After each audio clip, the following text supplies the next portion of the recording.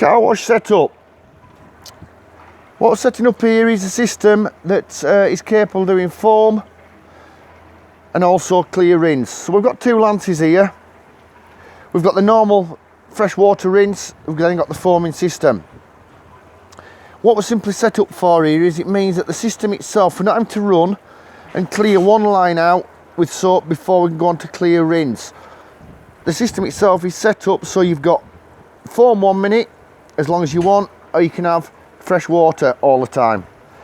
Obviously, when you're doing a kite, it only takes you between 15 to 20 seconds, so it seems pointless having a machine that's just doing foaming all the time at times. So this system will work both ways for yourself. What I've simply done is tee off this system, and we're using a flow sensitive unloader, so the system itself has also got zero pressure in the high pressure hoses. So if a gun's leaking or a leak on a hose, the system is not surging all the time. Jump, jump, jump.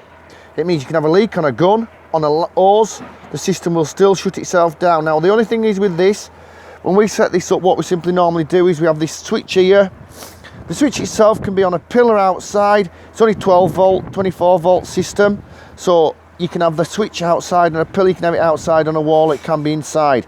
The only thing is, when that machine shuts itself down, it can be set between 10 seconds, 10 hours, whatever suits you. Most of the time when we're building this, we set the machine so it's on a flow and return system. It sucks its water into the pump, let go of the trigger, it bypasses back to the tank.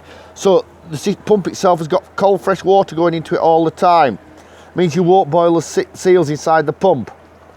But what you've also got there is the facility itself to set that timer. It can be altered, very simple and straightforward. You can alter it to whatever suits you. Obviously, I don't recommend really going anything above 4 or 5 minutes for it recycling round. I'd prefer it to shut itself down sooner. So like I'm going to show you now, I'm going to turn this on. As long as you've got that gun pulled, that machine will continue working all day long. But if you don't pull that trigger, that machine will shut itself down. It will not start back up again. This time is just set at a short interval at the moment, so you'll see it's going to shut itself down pretty soon.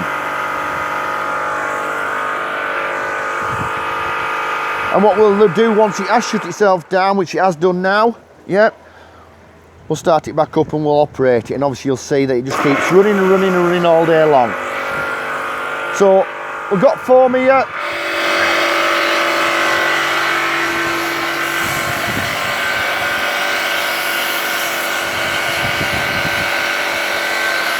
We let go of the trigger and we move on to the other one.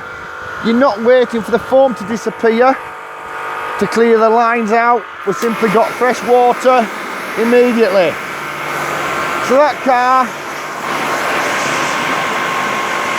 can be washed off. Like I said before, I'll show you the hose.